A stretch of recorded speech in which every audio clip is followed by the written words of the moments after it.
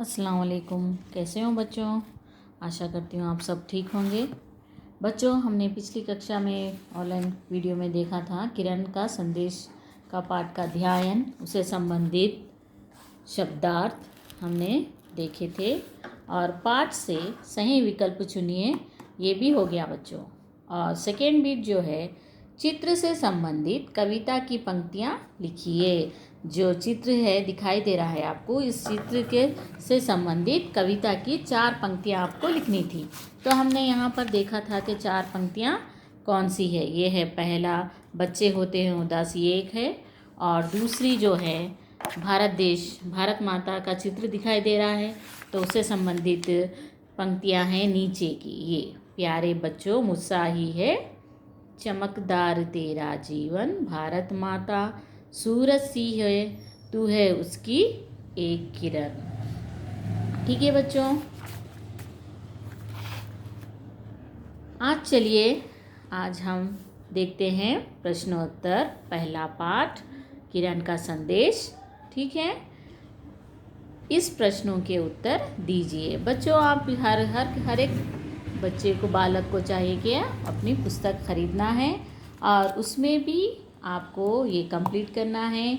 और जो भी बिट आपको दिया जाएगा वो क्लास वर्क में भी लिखना है, आपकी लिखित नोटबुक में भी लिखना है। यहाँ पर जैसे CW यानी क्लास वर्क, इस तरह से आपको लिखना है। ये क्वेश्चन आंसर्स या फिर CW यहाँ पर है शब्दार्थ लिखना है। ठीक है, आप लिखे ना बच्चों। तो देखते हैं प्रश्नोत्तर। इन प्रश्नों के उत्तर दीजिए। सूरज की किरण नित कहाँ आती है? यह है पहला प्रश्न। सूरज की किरण नित कहाँ आती है? बच्चों, मैंने ब्लू पेन से लिखा है पुस्तक में, लेकिन आपको जो है पेंसिल से लिखना है पुस्तक में। ठीक है, नोटबुक में ब्लू पेन से लिखना है। सूरज की किरण नित मेरे कमरे में आती है। सूरज की किरण कहाँ आती है प्रश्न है, तो हमें उत्तर क्या लिखना है?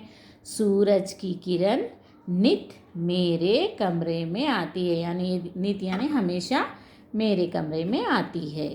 सूरज की किरण अपने पास वालों के साथ क्या करती है, यानी उसके आसपास जो भी किरण के आसपास रहते हैं उनके साथ वो क्या करती है?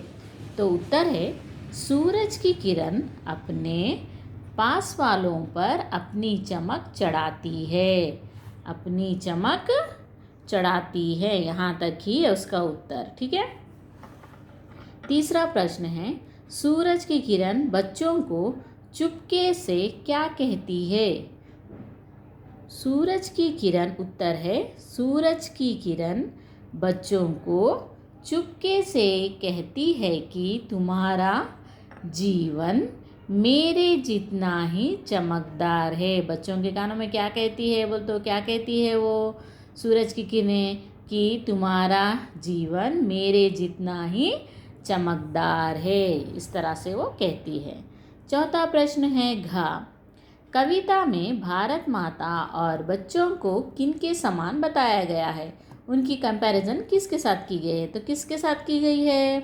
कविता में भारत माता को सूरज के समान कहा गया है और बच्चों को उसकी किरणों के समान बताया गया है। इस तरह से इसका उत्तर है। ठीक है बच्चों, ये आपको प्रश्नोत्तर 4 भी जो है इस तरह से आपकी पुस्तक में लिखना है, उसके बाद लिखित नोटबुक में भी करना है।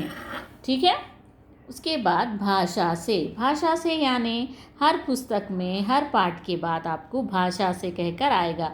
भाषा यानी लैंग्वेज, यानी हिंदी ग्रामर से संबंधित कुछ बिट्स इसमें आएंगे, उसके जानकारी हम लेते हैं। यहाँ पर चित्र उतारा गया है सूरज का।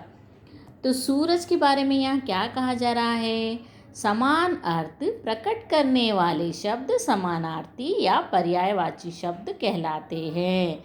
समानार्थी शब्द या पर्यायवाची यानी सिनोनिम्स, इंग्लिश में क्या कहते हैं? सिनोनिम्स, यानी सूरज के कई सारे नाम, उसे हम क्या कहते हैं? समानार्थी तो भी कहा जाता है या फिर पर्यायवाची। समानार्थी या फिर पर्यायवाची।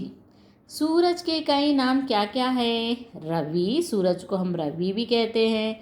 सूरज, दिवाकर, दिनकर, भास्कर, भानु आदित्य, ये सारे सूरज के ही नाम हैं। तो सूरज के कई सारे नाम समान अर्थ वाले शब्दों को क्या कहते हैं? समानार्थी शब्द या फिर पर्यायवाची हमें कहना चाहिए। इससे संबंधित यहाँ पर एक ग्रामर बीट है, ये एक हेल्पिंग बॉक्स दिया गया है। इसमें इस शब्दों के समानार्थी शब्द क्या है, हमें उसके उत्तर लिखना है। चंद्रमा, चंद्रमा का समानार्थी शब्द क्या है? चंद्रमा को और क्या कहते हैं? शशि। और क्या कहते हैं? शशि और मयंक। शशि भी कहते हैं और मयंक भी कहते हैं हम चांद को। ठीक है।